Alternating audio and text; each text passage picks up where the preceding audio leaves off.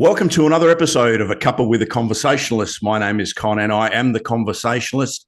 And today my guest is Maggie Yarak. How are you today, Maggie? Well, thank you. How are you? Oh, awesome. Thank you for being on the program. Thank you for Maggie, having me. you're welcome. Maggie is an experienced commercial lawyer with over 20 years experience in both private and corporate sectors and owner of YLP Legal.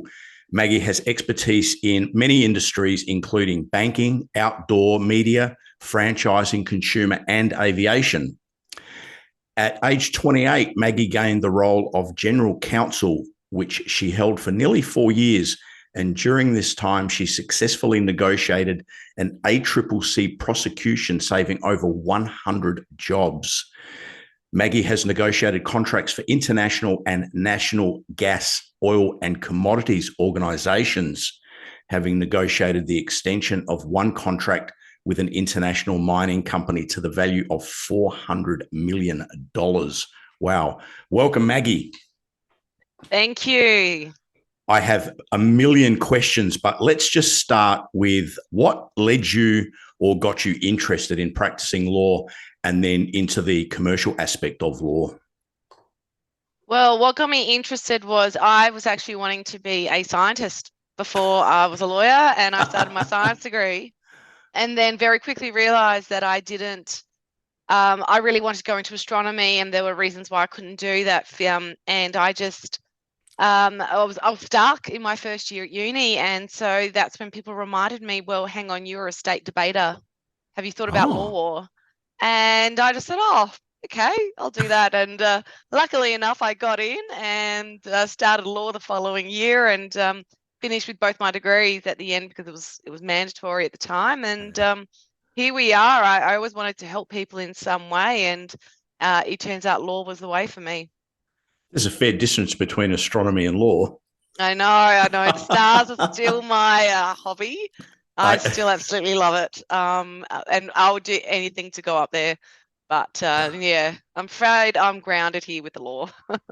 well, the way technology is progressing at the moment, it may not be that far away that the average punter can hop on a spaceship there with Elon and all others that are progressing in that area. Maggie, before we get into the law side of things, I have some questions, obviously. Mm, When we spoke before we started to record, you mentioned you have two young boys who have autism spectrum disorder. correct. Can you tell me a little bit about the challenges that they face? Yeah, so my boys have communication and social challenges. So they're 12 and 13.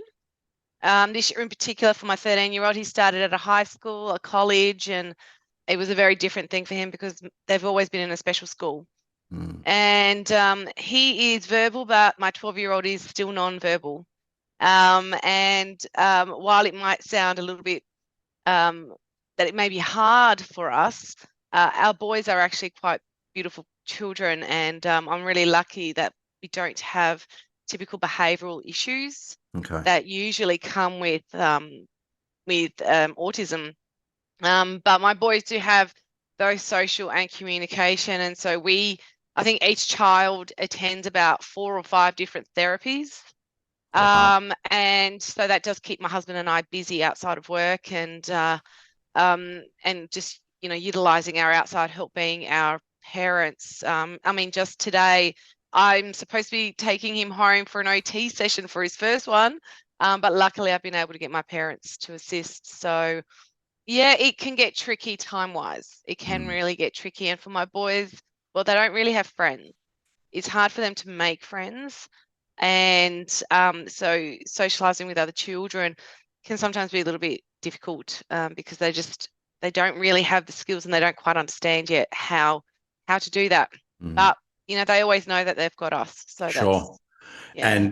And just listening to you now, I speak to so many people who have got children who require NDIS support, and trying to get that is really, really challenging, Hmm. like to the point where it's almost impossible. And listening to you, where you've got obviously support within your family and things like that, makes it easier, not easy. but certainly Yeah. makes it easier, because no doubt with a thriving legal practice, trying to do that, and then with the other challenges, obviously stretching from a time perspective. Yeah, our biggest challenge is time. Yeah. Really is. Yeah. Yeah, I bet. Okay.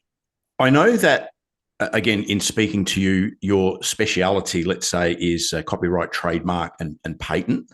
Yeah. And there's been some interesting media reports of late, which in particular, which I'll get to. But if you could just share with us, what's fundamentally the difference between copyright, trademark, and patent? Sure. So they are all very different protections and different types. So in a patent is an invention. And a patent can only be created by a patent attorney, not a lawyer. So we get a lot of calls asking for our assistance to create a patent, and we always have to refer them off to a patent attorney because they have the specialty to be able to do so. Usually they have a science background as well to do so. And they've got specialized training. So they create the patents. Patents are registered and they are protected for 20 years. After that, it's a free-for-all for anybody. So the idea is to commercialize it as much as you can while you have that protection, because it is a monopoly. And probably the biggest issue that a lot of people have is when they have a patent, they go and tell everybody. And we say to them, patents are a secret. Until they are registered, you guard it with your life, because somebody else can simply take it and register it and monopolize it and commercialize it themselves. And you can't do a thing about it. So it's so important that if it is the case, keep it to yourself and see a patent attorney to see whether or not you can be registered. So that's what that is. So it's an invention, essentially. It could be an invention of anything. And I've had my head in machines, having a look to see the difference between this and an infringing machine. So it could be anything. So it's all sorts of types of inventions. Copyright, on the other hand, is not protected. There is no well, it is protected, but there is no registration. So once you create a copyright, so copyright is essentially works that are of a visual nature. So they could be words, sentences, they could be taglines. Yeah, and also images as well. So that's what you're talking about. So anything visualized is under copyright. If you, as soon as you do create them, keep some evidence of the date that you created them, because you got protection for 70 years. Oh, wow. And it was only when I was at uni that the protection for a lot of Disney works became unprotected. So no longer did you need any permission. But yeah, so 70 years you get, and but it is unregistered, so it's completely up to you to protect it and to ensure that you can prove that you were the one that created it and when you created it. So that's really important. And the third one is trademarks. So trademarks is essentially your branding. And that is that's where we do a lot of work in. So trademarks can be registered or unregistered. It's basically, I have a whole talk about trademarks, but essentially is the most common trademarks that are protected, your business name. So it could be any name that you use, and logos and phrases like slogans. They're the most common applications, but just remember there is a lot that cannot be trademarked under the Trademark Act. And the one that we tend to, 50% of the people that inquire with us, we have to tell them that's not trademarkable because it's descriptive. And that's one of the most common issues is if the mark is descriptive in any way, you can't stop people in your industry from using that in their marketing. Your names, like human names, are hard to get over the line. Name places. So if you're Adelaide, Adelaide Lockers, or that could be difficult to get over the line as well. But there are ways that we can get it over the line, and that's where we talk through with our clients as to what is and the biggest one is evidence of use. So how long have you been using this brand, and have you marketed it hard? Because the more well-known it is, the bigger the reputation it is, the more likely the Trademarks Office is going to say, well, no, you deserve to protect that reputation because it is definitely attached to your business. So that's essentially the difference. Once you do register a trademark, it's registered for 10 years. but you can renew it every 10 years, whereas with patents you can't. So yeah, that's the thing. In a real nutshell, that's the difference. Yeah, no, good clarity there. Mm. You mentioned that there's time limits on some of these. Mm-hmm. They can't be renewed beyond that time frame. Trademark registration can every 10 years, and it's relatively cheap. But patents, no. No. Okay. You get the monopoly for 20 years and that is it. Okay. Now, are we talking in Australia or is this a global thing? Yeah. So first, it is global. So we do have an international organization called WIPO. So this is the World Intellectual Property Organization. And they handle international trademark and, well, intellectual property issues. So in terms of trademarks, you need to register your trademark in Australia first. Then you can go to WIPO and apply for registration in whichever country you wish to register in. Bear in mind, it is the laws of that country that you must follow, not ours. Mm. And it's the same for the other rights as well. So you need to understand that it is local law and it can be complicated, which is why we just say to people, maybe you need to just sit down with us and just let's just talk this through so we can work out which jurisdiction applies and what your options are. But yeah, you need to make sure you're protected in Australia first. I would imagine if you've got a product or an idea that you want to trademark or patent, that doing it on a global scale is going to be expensive, number one. Mm-hmm. But again, protecting it, you're going to have a number of challenges as well. So is there somewhere in the middle where there's a commercial, I guess, reality in, do you move forward with that, or do you just say, hey, that's the punt I'm willing to take because I'm not going to have a lot of control in Italy or China or wherever? I think it's really subjective to that particular business and to the idea. So what do you, and whatever your business plan is in relation to that.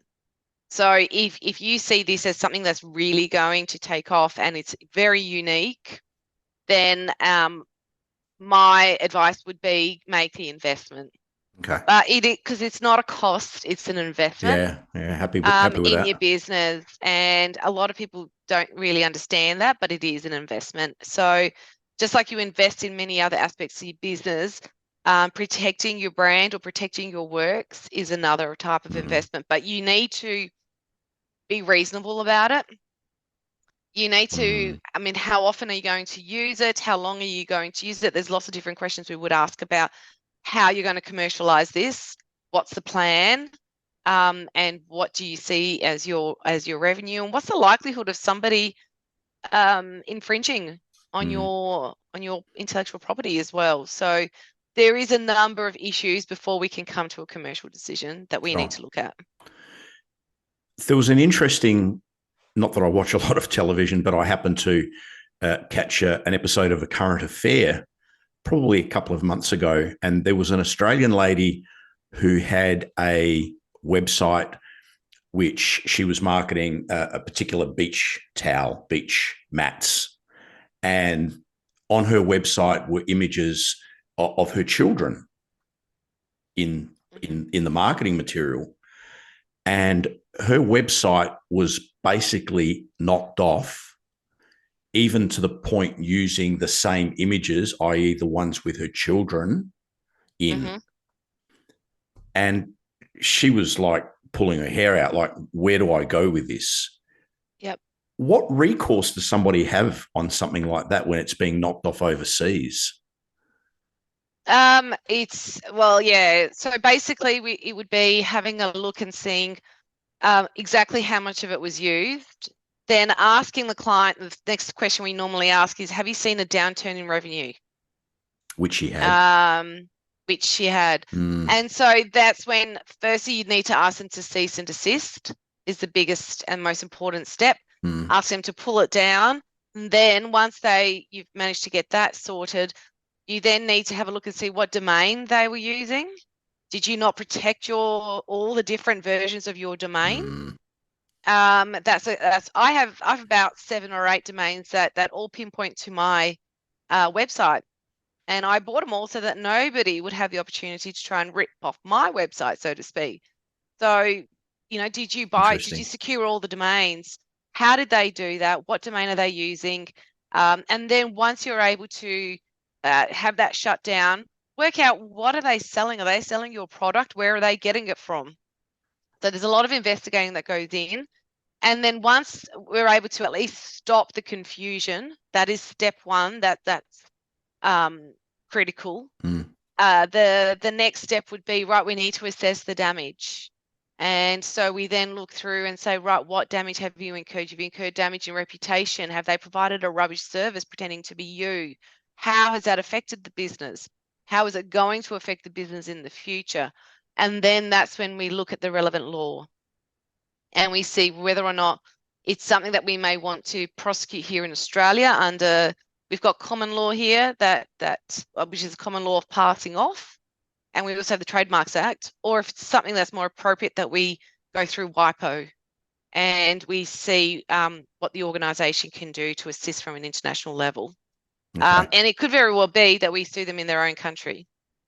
So it just depends on the circumstances, how severe, what is the damage, and how much do we want to invest in this? Yeah, that's the big question, which leads me to my next question. Is it the deepest pockets that win? Oh, well, not necessarily. Not necessarily. A lot of people think that, but that's because these so-called deepest pockets probably have a product that is worth quite a lot of money compared to the other person. So the more, I guess, the more high value the product is that they are protecting, the more they're going to dig deeper. And you can understand why they would do that. I mean, Coca-Cola, for instance, is a big one. They don't care. They will go in hard every single where, don't even try to infringe their IP. And they will come at you and they will come at you hard. And usually they will say cease and desist straight away and hand over all the business names and domain names, that sort of thing. And a lot of people do think that it's the deepest pockets, but it's really how much do you want to invest in your product? I guess my question was more related in the reverse, i.e., again, look at UGG in Australia. That was quite well publicised, where there's an Australian guy who vows and swears that he was the inventor of the UGG boot with the name and everything else. And some American company has basically now manufacturing UGG with that name, and they're threatening him. And they're just about to put him out of business. Yeah, well, I guess that comes down to he didn't protect himself back then. That's really what it came down to, I think. Yeah. Okay. And it gets back then to what I'm hearing is that it's just like anything else. People start a business and they don't necessarily have the foresight or feel it's necessary to look that far in advance, when really, I would imagine, from an investment perspective in protecting what you're doing, your business, your IP, is having a conversation right up front and investing whatever your fees are, which to have a conversation and say, hey, this is what I'm doing, this is where I'm taking the business, this is what I expect. What are your thoughts? 100%. I think that's what we've been trying to advocate in the creative industries. Those that are the ones that actually create the brand in the first instance.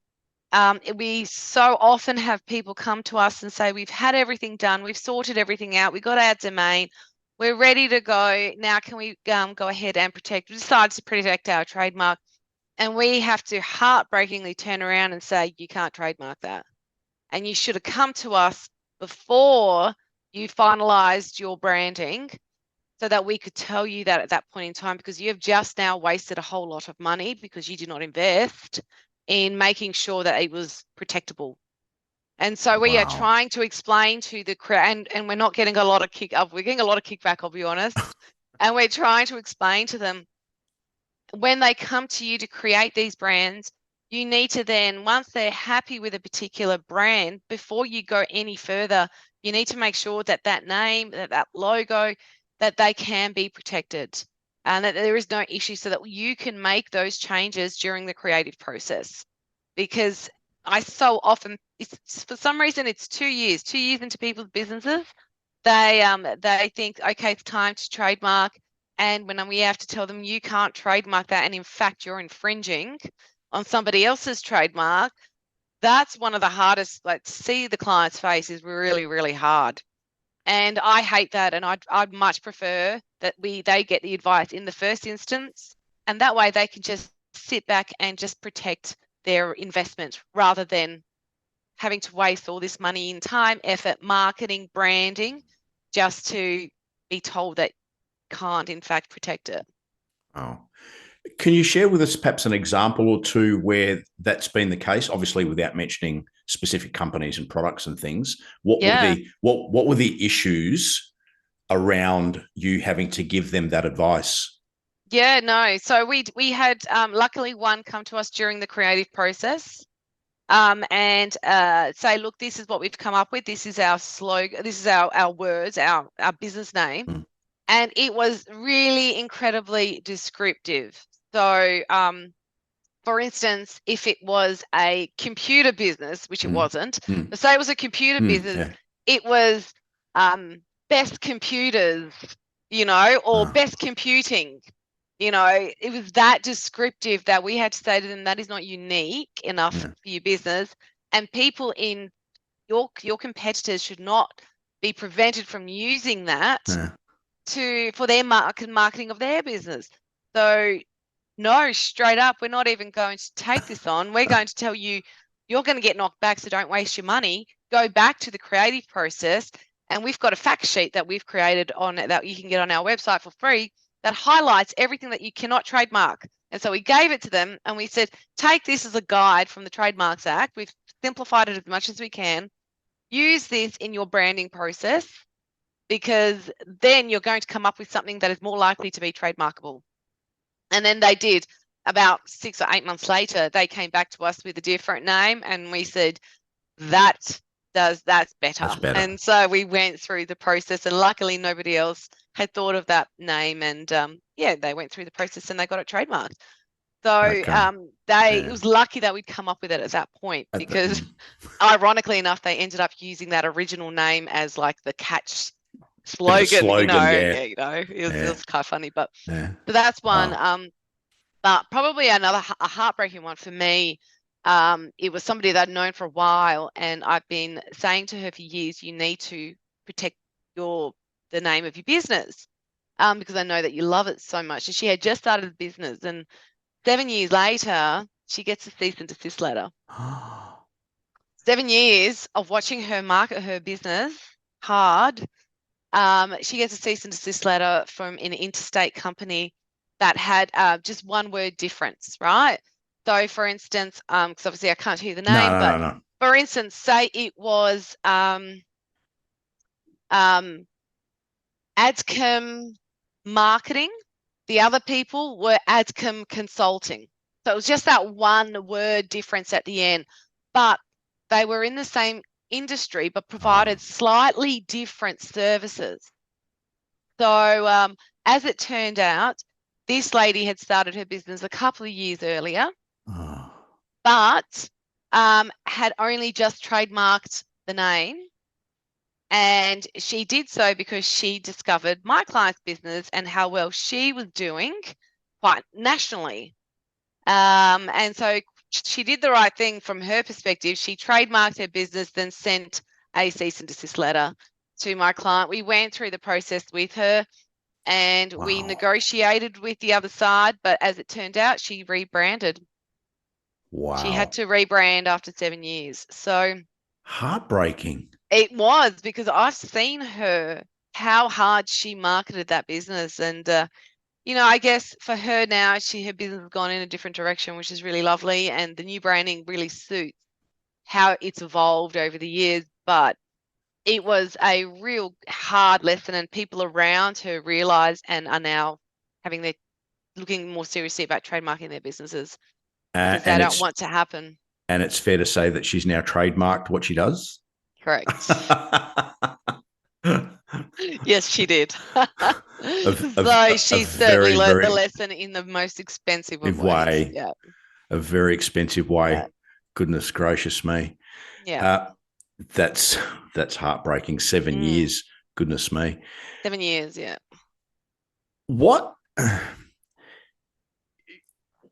course of action, like in terms of what are the common things that you see where it's just you just shake your head and go, you see it all the time, and it's just regular and regular, and people just or businesses just aren't learning.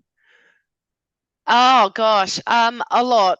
A So lot. I figured there'd be a yeah, lot. a lot. Just pick maybe your top two or three.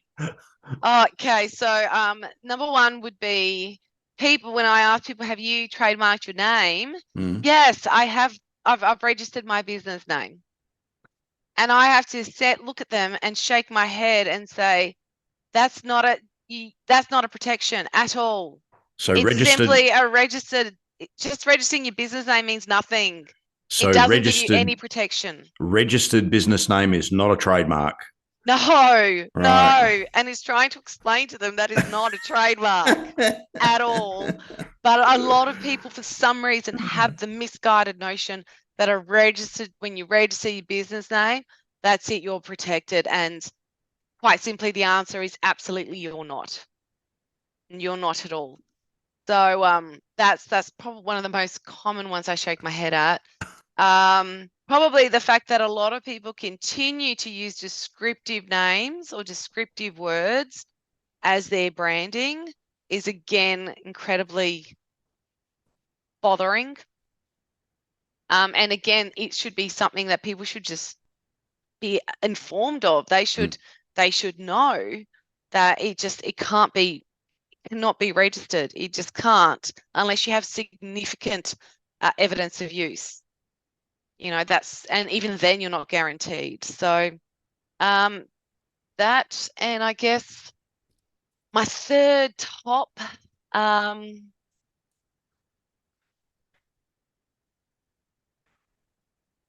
with branding, I guess my third top is just most importantly the creatives who don't want to add this type of investment into the branding process because it will just delay or make their job difficult, apparently.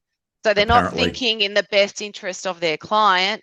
They're thinking in the best interest of their file and that particular matter, and so that they can get it over and done with and be paid. And it's been really, really disheartening, to be honest, but we're still persisting.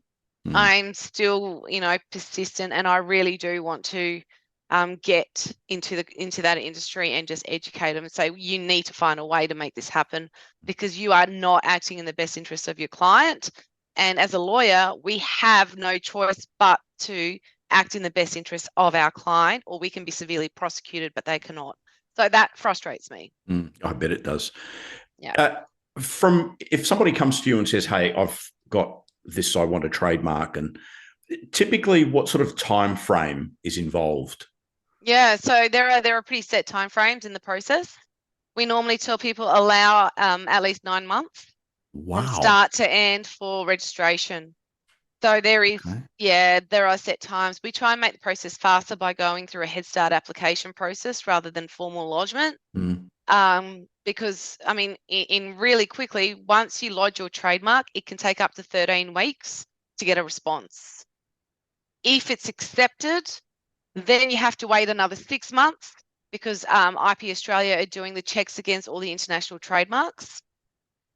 Then you have to wait a further 2 months if that's all clear. After that, that's your notice of opposition period. So this is when if anybody wants to oppose your application, this is their opportunity to file and let the Trademarks Office know. If that's all clear, then your trademark is formally registered, but your protection begins on the day that you formally lodged. Okay, so it's backdated. Yeah. Yeah. But, if there are issues with your application and it's not accepted in the first instance, you have 15 months to provide evidence of use. And then depending on that, then the rest of that process can continue if it's accepted. So that's why we say to people, you got to start now. You got to start now because we do the due diligence in the first instance. We go through the different classes of goods and services and recommend those. And that way they can have a look at it and see, right, okay, this is what it's going to look like. And let's get the process going.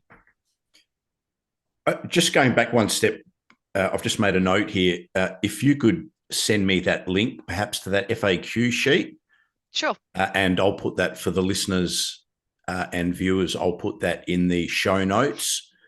Yep. And that way, if anybody out there has got some questions, hopefully this FAQ sheet, no doubt, will lead them on the right path. No worries. It's just our resources page on our website. So I'll give you the link to that. Just the link. Awesome. That'd be great. Yep. Okay. So I just want to, I'd love to, I'm fascinated by some of the work that you have done, and I'd just like to touch on some of that. Working with international organizations obviously is, I would suggest, more challenging and in-depth than working with smaller local organizations. And negotiating $400 million contracts is not something that you pick up and go, yeah, we'll go ahead with that and sign on the dotted line. No. Can you share perhaps what I guess the process would be for something of that magnitude, and perhaps some of the challenges that you and or the company would have faced in such high level and high dollar value negotiations?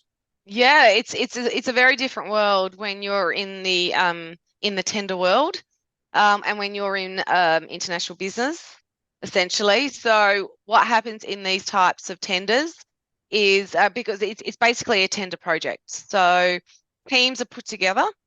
So you've got your marketing team, your finance team, your legal team, your BD team, all your different teams are put together. And that's deemed a project team. And so we then all have our part in that tender process to get that contract. Our part was obviously the legal side. So we had to deal with a lot of red tape. I can tell you from both ends. So our organization had rules that had to be followed in terms of what is acceptable in a contract and what is not. And if you were to deviate from that, there was an entire process with the organization overseas in which to be able to change those requirements from our end. Then there was the requirements of the company that you're bidding with, or you're bidding for, the work for. And you have to look at what their requirements are. So they give you that, they hand out the contract, the proposed contract. You've got to let them know what can you conform with, what can you not conform with, why can't you conform with them. And knowing full well who your competitors are that are also bidding for this, they're your rivals. You see them all the time. And you know them, you know exactly what they are going to say or do, and how much are they going to bid for? Are we going to be outbid, but we still need to be profitable because we have an entire board here and overseas that, oversees the whole. It's a huge process. I had to deal with an overseas company, so I had many meetings with the legal team through video conferencing overnight to be able to align those. And I had 2 babies at the time, so that was interesting on its own. But it was a huge project, and for us, along with that project, we also had to negotiate and get an aircraft lease, and that was just another thing that we had to do as well, which to be able to service that particular contract. And it was just it was a lot of work. It was far more intense than most people probably could imagine. But to get that contract at the end and everyone's just putting in their bits of work and getting it over the line is just such a awesome achievement. Very gratifying. It is, but you learn a lot about negotiation very quickly, very hard. Yeah, I bet you do. What was the time frame from beginning the tender process to actually being notified that you were successful? Well, this was an extension of, because we were already providing the service. And so Okay. this was the extension. And obviously everybody else was coming in trying to take it away from Mm. us. And so I think, it's well over a year that we were working on it, quite heavily. A lot of trips over, to interstate to get it over the line as well. But from my perspective, I came in at about, the 12-month mark, I think. It's interesting you said that you knew your competitors, and so there must be a really, really fine line of winning and losing. Yeah. And I would think knowing your competitors and how they operate and would be helpful without a doubt. Yeah. Oh, yeah, 100%. Yeah. Definitely, because you're able to see how they're providing the same service that you're providing. Um, what, how can you do your service better? Or are you doing it better? And you can pick out what their flaws are. Mm. It's important to find out how they're pricing this, and that can sometimes be difficult. But everyone has ways of doing that. I'm sure in every industry you can all figure it out. And just working out how they placing themselves in the market price-wise. And if they are cheaper than you, that's not a reason at all to lower your price. It's more about letting that the tender company know what your value is, and that this is what you're paying for, and this is value, and we do not negotiate on that. And once you put yourself in that position, you'd be surprised at the reaction that you can get. I mean, we do it now. We tell our clients now in their small businesses that you do not discount. Don't do that, because you're just discounting your value. And I would prefer to pay a little bit more knowing I was getting a better service and a much more professional service. And you'd be surprised how many people out there have that same mentality. So it's one really important lesson, I think, that a lot of people don't realize. It's definitely, you're absolutely right. It's about value, and it's something that I was fortunate enough to learn a long time ago. It's not about the price. I mean, the price is one aspect of it, but what are you getting for that investment? What are you getting for that price? What is the value? And typically, if somebody's undercutting, and a good mate of mine has a great analogy. You're building a house, the footing has a certain amount of cement in it. You can't make it cheaper without reducing the amount of ingredients in the footing. Yeah. So what do you want? Do you want a really cheap footing, or do you want a good footing? Yeah, I hear and you. so from a value proposition, it's just it's key. Yeah. I'd also very briefly like to chat. Just you've got expertise in a range of areas. We mentioned earlier banking, franchising, consumer, aviation, outdoor media, and so on.